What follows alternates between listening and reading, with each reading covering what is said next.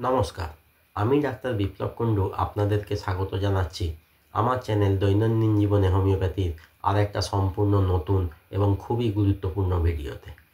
আশা করি থাম্বনেল ও টাইটেল দেখে খুবই আশঙ্কিত হয়ে পড়েছেন।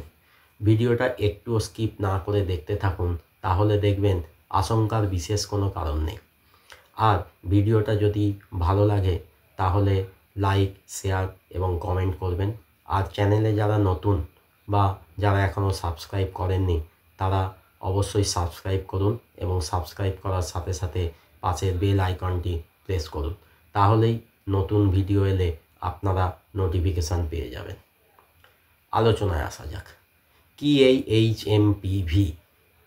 H for human, M for meta, P for pneumo, V for virus, অর্থাৎ হিউম্যান মেটা নিউমো ভাইরাস, যা একটা RNA ভাইরাস।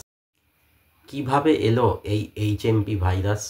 শোনা যাচ্ছে চীনে প্রচুর মানুষ, বিশেষত 5 বছরের নিচের বাচ্চারা এবং বয়স্ক ব্যক্তিরা হসপিটালে ভিড় জমাচ্ছেন।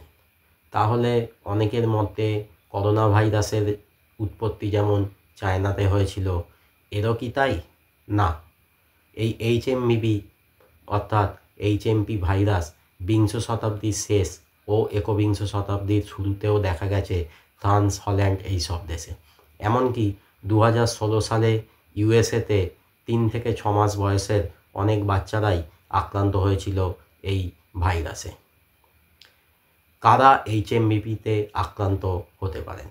করোনা ভাইরাস বা অন্যান্য বেশিরভাগ ভাইরাসের মতোই ছোট বাচ্চা, বয়স্ক মানুষ, যাদের ইমিউনিটি পাওয়ার কম, অর্থাৎ যারা আগে থেকেই কোনো ভারী রোগে ভুগছেন বা ইমিউনি সাপ্রেসিভ ওষুধ খান, তাদের আক্রান্ত হওয়ার চান্সই বেশি। কোন সিজনে HMPVতে আক্রান্ত হতে পারেন? বলা হচ্ছে উইন্টার ও স্প্রিং, অর্থাৎ শীতকাল এবং বসন্তকালে এই ভাইরাসে অ্যাফেক্টেড হওয়ার চান্স বেশি। হিউম্যান মেটানিউমো ভাইরাসে আক্রান্ত হলে কি কি লক্ষণ দেখা যায়? এই ভাইরাস প্রথমে আপার রেসপিরেটরি ট্র্যাক্টকে আক্রমণ করে, তাই নাক দিয়ে জল পড়া, নাক বন্ধ হয়ে থাকা, হাঁচি, কাশি, জ্বর, গলা ব্যথা, গায়ে র্যাশ বেরোনো, এই লক্ষণগুলো দেখা যেতে পারে। খুব কম ক্ষেত্রে, মাত্র 5 থেকে 10% ক্ষেত্রে লোয়ার রেসপিরেটরি ট্র্যাক্টকে অ্যাটাক করে এই ভাইরাস। তাই শ্বাসকষ্ট, বুকে ব্যথা, শ্বাস প্রশ্বাসের সাথে সাঁই সাঁই শব্দ হওয়া, জ্বর কন্টিনিউ হওয়া, কাশি না কমা, এই লক্ষণগুলো দেখা যায়। আপনারা যদি প্রথম থেকেই সঠিক হোমিওপ্যাথি চিকিৎসা গ্রহণ করেন, তাহলে এই লোয়ার রেসপিরেটরি ট্র্যাক্ট ইনফেকশানের স্টেজটাই আসবে না। তাই বলে আপনারা যেন কোভিডের মতো লিটার লিটার আর্সেনিক অ্যালবাম বা ইনফ্লুয়েঞ্জিনাম খেয়ে নেবেন না, কারণ হোমিওপ্যাথি এভাবে হয় না। আচ্ছা, কি হোমিওপ্যাথি ওষুধের মাধ্যমে আমরা এই ভাইরাসের আক্রমণ হলে তা থেকে সেরে উঠতে পারি? দেখুন, এই ভাইরাসের লক্ষণগুলো অনেকটাই কমন কোল্ড বা সাধারণ সর্দি কাশির মতো। তাই আশা করব এই ভিডিওটা দেখে আপনারা আমার সাধারণ সর্দি কাশির ভিডিওটা দেখে নেবেন। আমি এন্ড স্ক্রিনে বা ডেসক্রিপশানে লিঙ্ক দিয়ে রাখব। প্রথমে আমি সেই ওষুধগুলোর কথা বলবো যেগুলো ব্যবহার করলে আপার রেসপিরেটরি ট্র্যাক্ট ও লোয়ার রেসপিরেটরি ট্র্যাক্ট দু ধরনের ইনফেকশান থেকেই আপনারা সেরে উঠতে পারবেন। তারপরে বলবো যে ওষুধগুলো থেকে আপনি আপার রেসপিরেটরি ট্র্যাক্ট ইনফেকশান থেকে সেরে উঠবেন এবং তারপরে শুধুমাত্র লোয়ার রেসপিরেটরি ট্র্যাক্ট ইনফেকশান থেকে সেরে উঠবেন। প্রথম মেডিসিন আর্সেনিক অ্যালবাম। কখন খাবেন? আপার রেসপিরেটরি ট্র্যাক্ট ইনফেকশান হলে প্রচুর হাঁচি, সঙ্গে নাক দিয়ে অনবরত জল পড়া, সঙ্গে জ্বর, গলা নাক জ্বালা করা, শীতবোধ, এই সমস্ত লক্ষণগুলো থাকবে। কষ্টগুলো দুপুর ও মাঝরাত্রে বাড়বে। গরম জল বা খাবার খেলে, গরম ভেপার নিলে, গরম জায়গায় থাকলে আরাম হবে। লোয়ার রেসপিরেটরি ট্র্যাক্ট ইনফেকশান হলে শ্বাসকষ্ট হবে। শ্বাসকষ্টটা দুপুর ও মাঝরাত্রে বাড়বে। কষ্ট বেশি হলে রুগী শুয়ে থাকলে উঠে বসে পড়বে এবং সামনের দিকে ঝুঁকে বসবে। অল্প অল্প জল বারে বারে খাবে। এই সব কিছুর মধ্যেও রুগী কিন্তু নিজেকে এবং নিজের চারপাশ পরিষ্কার পরিচ্ছন্ন রাখার চেষ্টা করবে। এই সব ক্ষেত্রে আপনারা ব্যবহার করুন আর্সেনিক অ্যালবাম 30 4 থেকে 6টি ডোজ, 4 থেকে 6 ঘন্টা ছাড়া 1 ফোঁটা করে। দ্বিতীয় মেডিসিন আর্সেনিক আয়োড। নাক দিয়ে জল পড়বে এবং এই জলে তার নাক ঠোঁট হেজে যাবে। তার থেকেও বেশি কষ্ট পাবে নাক বন্ধ ও গলা ব্যথাতে। নাক বন্ধ হয়ে থাকাটা খোলা হাওয়ায় আরাম হবে এবং বদ্ধ জায়গায় নাকটা বেশি বন্ধ হয়ে থাকবে। গলা ব্যথা গরম কিছু খেলে আরাম হবে। লক্ষণগুলো সন্ধ্যের সময় বাড়বে এবং রুগীর শুয়ে বসে থাকতে ইচ্ছা করবে। জল তেষ্টা রুগীর খুব বেশি হবে। শ্বাসকষ্ট হলে সন্ধ্যের সময় বৃদ্ধি পাবে। রুগী টেনশন অ্যাংজাইটিতে ভুগবে।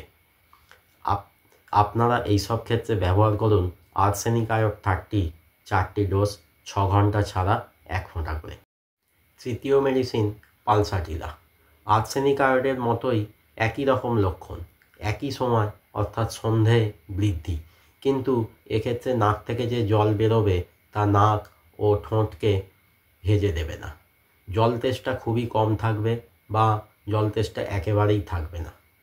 এই সব ক্ষেত্রে আপনারা ব্যবহার করুন পালসাটিলা 30 4টি ডোজ, 4 থেকে 6 ঘন্টা ছাড়া 1 ফোঁটা করে। চতুর্থ মেডিসিন হিপারসাল্ফ। জ্বর, নাক দিয়ে জল পড়া, হাঁচি হওয়া, কাশির সাথে হালকা হলুদ রঙের কফ বেরোলে, তার সঙ্গে রুগী যদি বদ্ধ গরম জায়গায় থাকতে পছন্দ করে, খোলা হাওয়াতে যদি রুগীর কষ্টগুলো বৃদ্ধি পায়, তাহলে হিপারসাল্ফ ব্যবহার করতে পারেন। হিপারসাল্ফের ক্ষেত্রে লোয়ার রেসপিরেটরি ট্র্যাক্ট ইনফেকশান হলে বুকে ঘর ও সাঁই দুরকম শব্দই থাকবে। কষ্টগুলো প্রথম রাত্রে ও ভোরের দিকে বৃদ্ধি পাবে। দুটি ক্ষেত্রেই আপনারা খান হিপারসাল্ফ 30 4 থেকে 6টি ডোজ, 4 ঘন্টা ছাড়া 1 ফোঁটা করে। পঞ্চম medicine Bryonia. Upper respiratory tract ইনফেকশানের সমস্ত লক্ষণগুলোর সাথে যদি শুধুমাত্র ঢোক গিললে গলা ব্যথা হয়, এর সঙ্গে শুকনো কাশি, মুখ গলা শুকিয়ে থাকা, নাক শুকিয়ে যাওয়া, সঙ্গে অনেকটা জল একসঙ্গে খেতে পারা, কেশে বুক পিঠ ব্যথা হয়ে যাওয়া, এই সব লক্ষণগুলো থাকে এবং লোয়ার রেসপিরেটরি ট্র্যাক্ট ইনফেকশানের ক্ষেত্রে যদি বুকে শুধুমাত্র সাঁই শব্দ থাকে, সঙ্গে বুকে ব্যথা থাকে, তাহলে ব্রায়োনিয়া 30 4 থেকে 6টি ডোজ, 3 ঘন্টা ছাড়া 1 ফোঁটা করে ব্যবহার করুন। এবার যে মেডিসিনটার কথা বলবো সেটা শুধুমাত্র আপার রেসপিরেটরি ট্র্যাক্ট ইনফেকশানের ক্ষেত্রেই ব্যবহার করুন, অর্থাৎ সেটি হলো বেলেডোনা। আপার রেসপিরেটরি ট্র্যাক্ট ইনফেকশানের লক্ষণগুলোর সাথে যদি শুধু ঢোক গিললেই গলা ব্যথা হয়, সঙ্গে চোখ, মুখ, ঠোঁট, জিভ লাল হয়ে থাকে, জ্বর খুব বেশি হলে এবং জ্বরের মধ্যে ভুল বকলে, আপনারা ব্যবহার করুন বেলেডোনা 30 4টি ডোজ, 3 ঘন্টা ছাড়া 1 ফোঁটা করে। এবার যে মেডিসিনগুলোর কথা বলবো সেগুলো শুধুমাত্র লোয়ার রেসপিরেটরি ট্র্যাক্ট ইনফেকশান হলে তবেই ব্যবহার করবেন। প্রথম মেডিসিন অ্যান্টিমটাট। নাক দিয়ে অনবরত পাকা সর্দি বেরোচ্ছে, একটু কাশলেই ঘর শব্দ করে কফ বেরোচ্ছে, শ্বাসকষ্ট সাথে বুকে ঘর শব্দ হলে আপনারা ব্যবহার করুন অ্যান্টিমটাট 30 4 ঘন্টা ছাড়া 4 বার 1 ফোঁটা করে। পরের মেডিসিন স্পঞ্জিয়া। প্রচণ্ড শুকনো কাশি হচ্ছে, কাশির চোটে শ্বাস থমকে যাচ্ছে, শ্বাসকষ্টের সাথে বুকে শুধুমাত্র সাঁই শব্দ হচ্ছে, ব্যবহার করুন স্পঞ্জিয়া 30 4টি ডোজ, 6 ঘন্টা ছাড়া 1 ফোঁটা করে। পরের মেডিসিন কেলিকাল।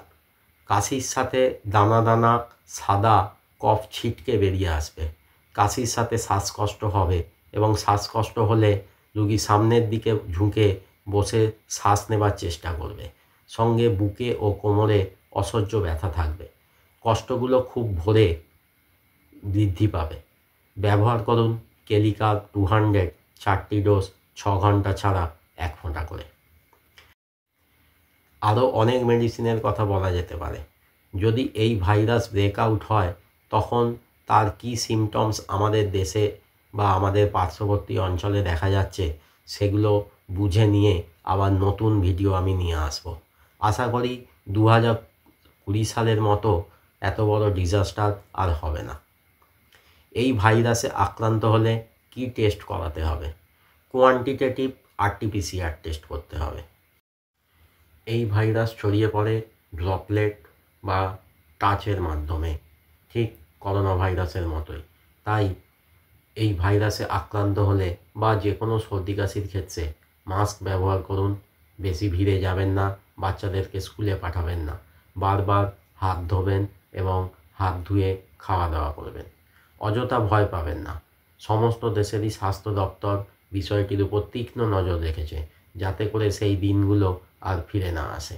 আজ ভিডিও এখানেই শেষ করছি। ভালো থাকবেন, হোমিওপ্যাথির মাধ্যমে সুস্থ থাকবেন।